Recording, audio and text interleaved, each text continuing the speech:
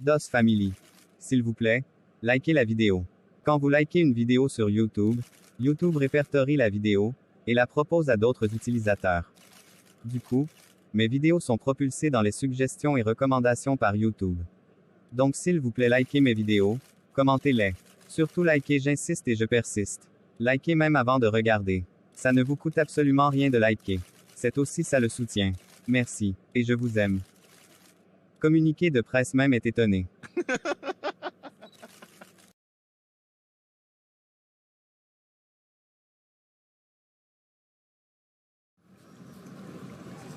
Depuis le départ de Carmen, Djibril était resté assis à la porte la tête baissée, avec le document de l'analyse encore en main.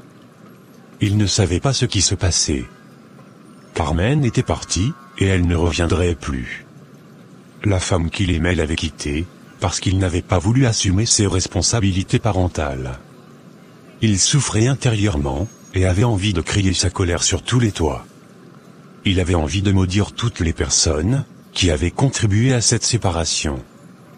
Car depuis qu'il avait annoncé à sa famille vouloir l'épouser, s'il ne s'était pas imposé, il serait marié aujourd'hui, et cet enfant serait le premier petit-fils des deux familles.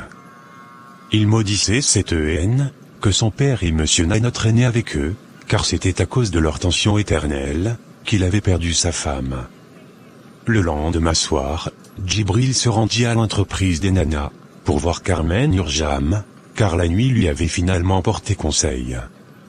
Lorsqu'il vit Carmen sortir de l'entreprise dans sa voiture, il lui coupa la route avec la sienne. Et Carmen reconnut très rapidement sa voiture, avant de sortir de sa voiture, pour lui faire face.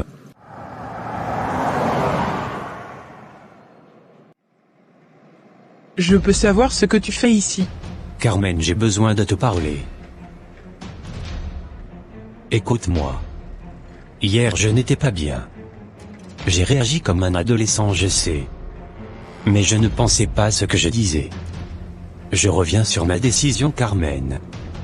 Je vais prendre mes responsabilités. Tu es vraiment pathétique, Djibril. Je t'avais dit que j'allais l'évacuer ce matin, non? Et bah ça a été fait. Quoi? Tu penses que si tu ne veux pas d'un enfant de moi, qu'est-ce que moi j'aurais à foutre d'un enfant de toi? Tu n'es qu'un gamin dans le corps d'un adulte, Djibril. Va encore grandir. Et dégage ta voiture de mon chemin, avant que je ne te froisse. Non, tu n'as pas pu faire ça, Carmen. Même pas 24 heures? Non, c'est pas possible. Pardonne-moi, bébé, s'il te plaît. Parce que tu penses que pour faire une IVG, il faut 50 heures? Mon oncle est docteur, et il s'en est occupé. Ou bien tu veux des preuves? Je suis libre à présent. Plus rien ne nous rattache. Dégage maintenant de mon chemin, bon sang. Ne me pousse pas à appeler la sécurité. Tu me dégoûtes, Djibril. Et si je gardais cet enfant, il allait me dégoûter autant que toi.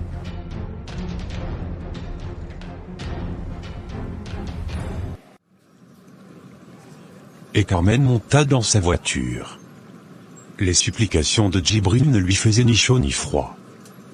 Djibril, la sachant capable de cogner sa voiture, se vit dans l'obligation de lui laisser le passage, et il rentra malheureux chez lui, et n'y était plus sorti. Il s'était coupé du monde. Quelques jours s'étaient écoulés, depuis la séparation entre Carmen et Djibril. Et Djibril vivait mal la situation. Il n'était plus sorti de chez lui, depuis leur dernière rencontre, ni pour se rendre au travail, ni pour répondre à l'appel de ses parents, qui avaient organisé un dîner avec Nadia, alors qu'il leur avait promis d'être des leurs. Sa famille avait donc envoyé Moussa chez lui. Ce dernier, qui possédait les doubles des clés de son appartement, entra sans se faire annoncer, une fois arrivé. L'appartement était triste, et les rideaux étaient encore fermés. Il se rendit alors dans sa chambre, et trouva son frère couché, qui sursauta par son bruit. Moussa? Mais qu'est-ce que tu fais là? Et comment es-tu entré? J'ai une clé de ta maison, l'as-tu oublié? Mais pourquoi tu restes sans donner signe de vie? Ton téléphone ne passe pas. Personne n'arrive à te joindre, et même à l'entreprise tu n'y vas pas. Qu'est-ce qui se passe? Laisse-moi seul, s'il te plaît. Je veux rester seul. Je ne partirai pas d'ici, sans avoir une explication. Je suis assis au salon. Et si tu ne veux pas te lever, je vais appeler ton père. et Moussa alla au salon, ouvrit les fenêtres, pour laisser entrer de l'air. Ensuite, il alluma la télé, et s'installa pour la visionner, en attendant que son frère décide de sortir de sa chambre. Après près de 45 minutes d'attente, Djibril sortit enfin. Djibril avait pris une douche, et s'était changé. Sa barbe se voyait sur son visage, et il avait l'allure d'un zombie, resté longtemps enfermé. Qu'est-ce qui se passe, Djibril? Ta mère est inquiète. C'est elle-même qui m'appelle là. Dis-lui que je suis malade, mais que je vais bien. Oui, allô ma tante? Tu as des nouvelles? Tu l'as vu? Oui, il est avec moi. Ouf, Dieu merci. J'étais tellement inquiète, que je n'ai pas eu le courage d'aller chez lui. Je croyais y trouver le pire. Sinon, comment va-t-il? Qu'est-ce qu'il a? Ne t'inquiète pas ma tante. Il va bien. Il dit qu'il est grippé, et n'avait pas envie de sortir.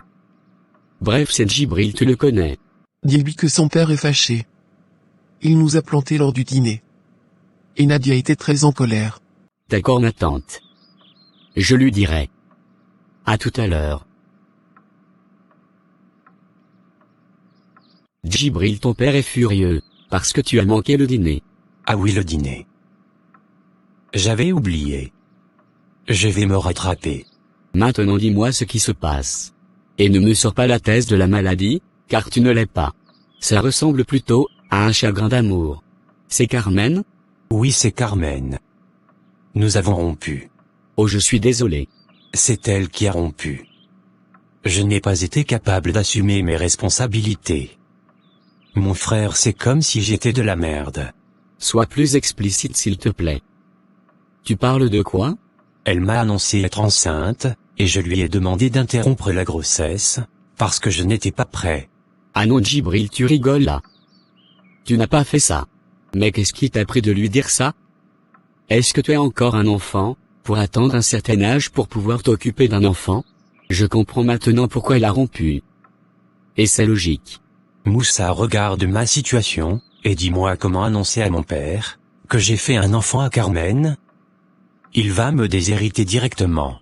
Vu la façon dont tu as défendu Nastou et sa grossesse, je ne pouvais pas imaginer un seul instant que tu puisses abandonner pour toi. Ce n'est pas digne de toi Djibril. Tu agis comme un gamin. Donc tu préfères ton héritage à un enfant? Ta progéniture? Ton sang Djibril? Et de surcroît avec la femme que tu chantamais tous les jours. Je vais finir par me demander si tu aimais vraiment Carmen. S'il te plaît Moussa, je n'ai pas envie d'entendre des remontrances maintenant. Je m'en veux déjà assez. N'en rajoute donc pas s'il te plaît. Tu ne peux pas comprendre l'état dans lequel j'étais. Je pense à mon avenir aussi. Tu sais comment j'ai bataillé pour arriver là où je suis Moussa. J'y tiens tellement. Plus que ton enfant? Ok, j'ai compris. Non, pas plus que mon enfant. J'ai commis une erreur, et je ne peux plus essayer de réparer cette erreur. Elle l'a déjà interrompue. Peut-être pas. Et si elle l'a gardé? Non, elle l'a évacuée. Je suis allé la voir le lendemain, et elle l'avait déjà fait. Son oncle est docteur. Elle connaît le risque qu'elle court, en le gardant. Et elle m'a dit qu'elle allait l'évacuer, parce qu'elle ne pouvait pas élever un enfant sans père. Elle m'a bloqué de partout. J'ai même voulu aller chez elle le jour suivant, mais je me suis arrêté en cours de route.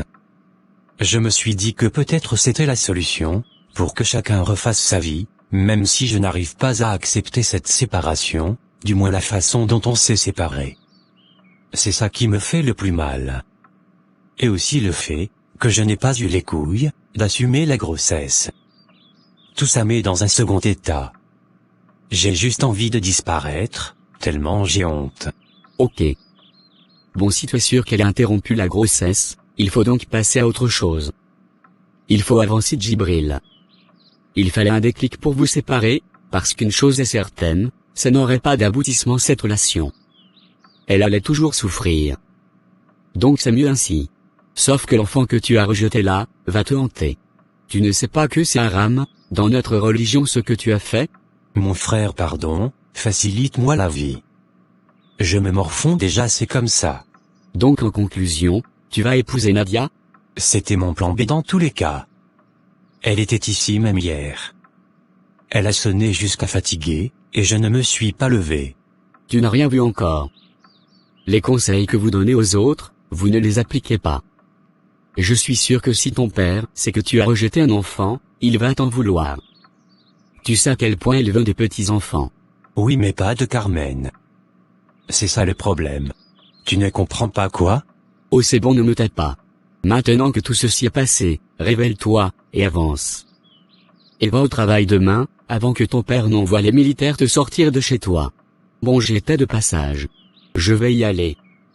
J'avais une réunion au lycée, pour la délibération des examens. Ah d'accord. Les résultats du bac c'est pour bientôt alors. Oui, d'ici 2 semaines. Bon, j'y vais. Merci d'être passé. Et pas un mot de notre conversation à quelqu'un. Même pas à ta femme. Ne t'inquiète pas. Allume ton téléphone maintenant. Et Moussa partit de chez Djibril. Ce dernier referma la porte, et retourna se coucher, après avoir allumé son téléphone. Les messages arrivèrent en masse. Et il répondit aux messages et emails qui concernaient le travail.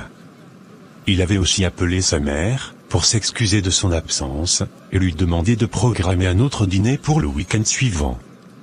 Ceci fait, Djibril s'y rendit le week-end suivant chez ses parents, où il rencontrait Nadia, car depuis son blackout, il ne l'avait pas vue.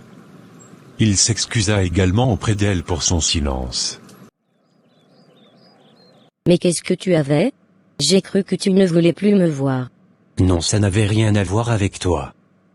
Je voulais rester seul un moment pour réfléchir. Réfléchir à propos de quoi? Nous, ou l'autre? Quand tu dis l'autre, tu parles de qui? Tu sais très bien à qui je fais allusion. Je voulais réfléchir sur moi, et non sur une autre personne. Maintenant que c'est fait, je suis là. On peut maintenant aller manger? Papa va bientôt gronder. D'accord. Le dîner se passa bien. Nadia était très heureuse, que les parents de Djibril la veuillent comme belle-fille. Elle n'arrêtait pas de sourire. Papa, cette fois-ci, j'aimerais que tu nous laisses organiser notre mariage. On va se concerter pour arrêter une date, et vous le proposer si ça vous convient. D'accord, je vous laisse faire. Mais ne mettez pas long, car le temps passe. Mais papa, je t'ai dit que je vais me marier l'année prochaine, donc il y a encore du temps. Mais pourquoi l'année prochaine? Je trouve que c'est loin. Papa, nous tirons déjà vers la fin de l'année. En plus il pleut trop. Je ne peux pas me marier avec la boue partout. C'est moche, papa. Bon, d'accord. Et si on allait alors sur la base de 6 mois? C'est-à-dire en janvier. Les pluies auront cessé. Nadia et moi allons discuter, et vous informer. N'oublie pas que nous devons aussi tenir compte de la vie de sa famille. Oui, nous le ferons. Nadia, Oui, monsieur. le moment venu, tu vas annoncer à ta famille notre arrivée. D'accord, monsieur. J'en parlerai à ma mère tout à l'heure. Mais vous savez que le dialogue est un peu compliqué avec ma famille paternelle, car nous ne nous entendons pas. Je ne sais donc pas comment on va faire. Ta mère va arranger ça. On ne traitera pas directement avec elle. Donc elle réunit ses beaux-frères, et le chef de famille de ton père. C'est pour ça qu'on vous dit toujours, lorsqu'une femme a des problèmes avec la famille de son mari, que les enfants doivent rester à l'écart, et ne pas prendre parti. Voilà maintenant que tu vas te marier, et tu es incapable d'aller toquer à la porte d'un oncle paternel. Il faut résoudre ça. Je vais en parler à ma mère. On trouvera une solution. Très bien. Après le dîner, Nadia aida sa future belle-mère à débarrasser la table. Djibril alla dehors et regardait le coucher du soleil. Il était perdu dans ses pensées, lorsque sa mère lui toucha l'épaule, ce qui le fit sursauter. Tu étais bien loin, Djibril. Ça va? Oui maman, ça va. Nadia a fini. Je vais la déposer. Oui, elle a fini. Elle se met à l'aise. Mais je te trouve pâle. Tu as un souci? Tu veux qu'on en parle? C'est à cause de tes multiples questions, que je vais finir par tomber malade. Je m'inquiète pour toi, mon fils. Je vois bien que tu n'es pas heureux. Tout à l'heure tu faisais bonne impression pour satisfaire ton père. Je te connais Djibril, comme si c'est moi qui t'avais accouché. Ah oui c'est moi. Qu'est-ce que je raconte? Madame Boucard, vous me harcelez là. Oh désolé. Mais le jour où ça va te ronger, n'oublie pas que maman est là. Je t'attends. Djibril fit mine d'aller bien devant sa mère, pour brouiller la piste, car la connaissance fouineuse, elle trouverait un réel plaisir à aller fouiller. De l'autre côté de la ville, Carmen traînait avec elle, 3 mois de grossesse, qu'elle dissimulait bien à son père. Elle continuait à se rendre au travail, bien que ce n'était pas facile de s'habituer à son nouveau rythme. Plus de détours après le travail, comme elle avait l'habitude de le faire, lorsqu'elle allait chez Djibril passer la fin de la soirée. Elle évitait les sorties en public, de peur de tomber sur Djibril. Elle n'avait plus envie de le voir, car la séparation était encore fraîche, et lui faisait toujours mal. Sa première échographie avait été faite ce matin, et elle était heureuse, lorsque le gynécologue lui avait dit que le bébé se porte bien, et qu'il grandissait normalement. Et c'était à la prochaine échographie, qu'elle découvrirait son sexe. De retour à la maison, elle alla se changer, et passa devant son père pour aller à la cuisine. Ce dernier la regarda longuement, avant de dire à sa femme.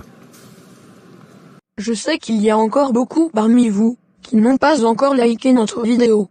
Alors faites-le dès maintenant. N'oubliez pas aussi de commenter, et partager la vidéo s'il vous plaît.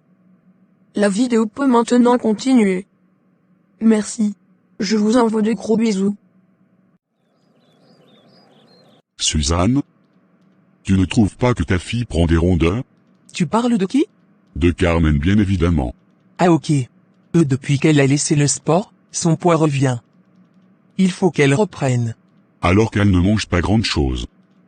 Au bureau, elle avale les plats de salade, comme si c'était la nourriture. Carmen, ne t'ai-je pas dit de porter des vêtements amples? Tu veux nous faire griller ou quoi? Tu t'imagines que ton père a remarqué, que tu prends des rondeurs? Ah bon? Je ne savais même pas qu'il était au salon. Ok, j'ai compris maman. Va maintenant te changer. Je vais le distraire. D'accord maman. Et maman Suzanne retourna au salon. Une fois au salon, elle engagea une conversation importante avec son mari. Et pendant ce temps, Carmen passa rapidement pour se rendre dans sa chambre, pour se changer, et revenir pour suivre sa tâche à la cuisine. Elle préparait un bouillon de pommes, avec une quantité importante de piment. Et lorsqu'elle finit, elle s'assit au salon pour manger. Tu as utilisé tout le piment de ta mère ou quoi? Tu sais que j'aime la nourriture bien pimentée. Tu veux un peu? Non merci. Ça n'a pas l'air bon. Tu ne sais même pas ce que tu rates. Sinon des nouvelles de Didier? Oui, il sera là tout à l'heure. Il m'emmène danser. Ah d'accord. J'avais peur que tu te sois débarrassé de lui. C'est normal, vu que ton enquêtrice Fatou n'est plus là, pour te donner des informations. En parlant d'elle, où est-elle? Aux dernières nouvelles, elle est allée en mariage forcé à Thiès, en tant que deuxième femme. Quoi? Fatou deuxième femme? J'aimerais bien la voir dans son foyer. Moi de même. Avec une mère comme la sienne, il fallait s'y attendre. Elle est très sévère. Bien fait pour elle. Le gros cœur ne mène nulle part. Carmen finit son plat, et alla se reposer, pour digérer, en attendant l'heure de la sortie. Il était 20h, lorsque Didier arriva la chercher. Et elle lui donna la clé de sa voiture, pour qu'il la conduise. Vous êtes belle mademoiselle Nana. Merci monsieur Touko. Tu m'emmènes où? Aujourd'hui j'ai vraiment envie de me défouler. Dommage que tu ne prennes pas d'alcool. Ce n'est pas un problème. Je vais danser, et c'est le plus important. Dans ce cas, allons d'abord manger, car moi j'ai faim. J'ai découvert un restaurant au cœur de Dakar. C'est très classe. Idéal pour les personnes VIP comme toi. Tu te promènes déjà trop Didier. Et dis-moi avec qui étais-tu, avant de faire cette découverte? J'étais avec une fille, et c'est sans commentaire.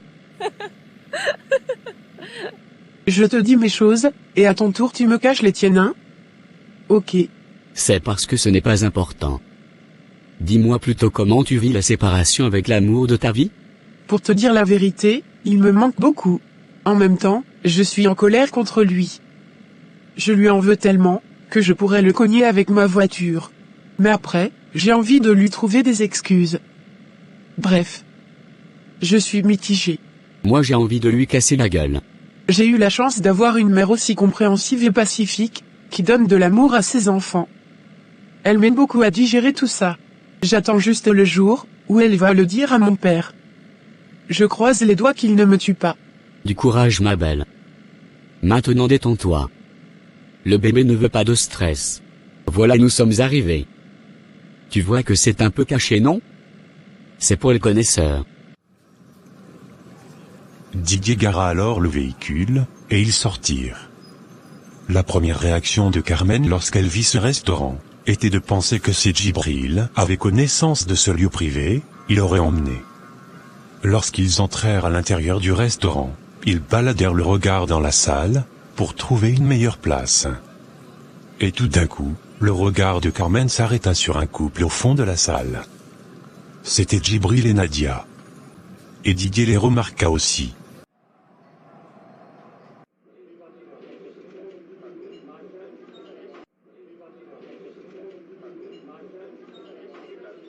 Tu veux qu'on parte?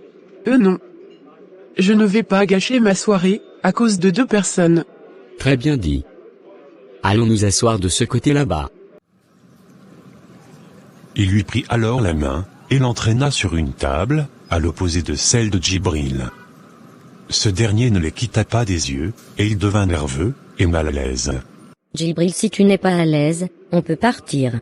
Oui, c'est mieux. Allons-y. Djibril appela alors le serveur, paya sa note, et sortit rapidement de là, avec Nadia qui courait derrière lui. Didier pouvait les voir sortir, mais Carmen non, car elle les faisait dos.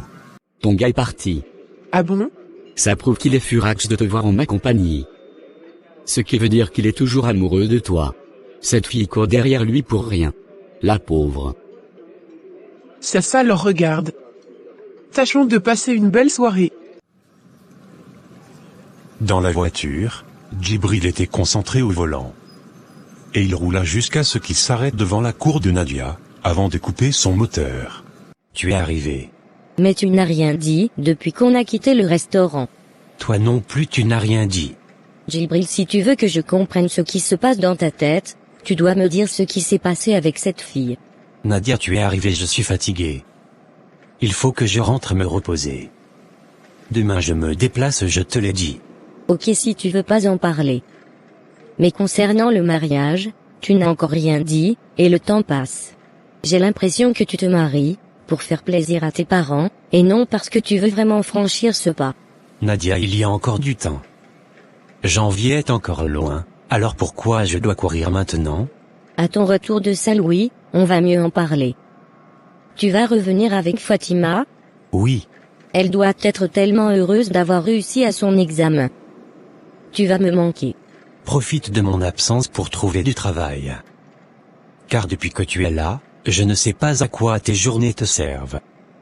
Je n'épouserai pas une fille qui ne fait rien. Ah monsieur Ndiaye, vous ne faites pas dans la dentelle. Je vais chercher du travail, si tu penses que je veux me marier avec toi par intérêt. Bonne nuit.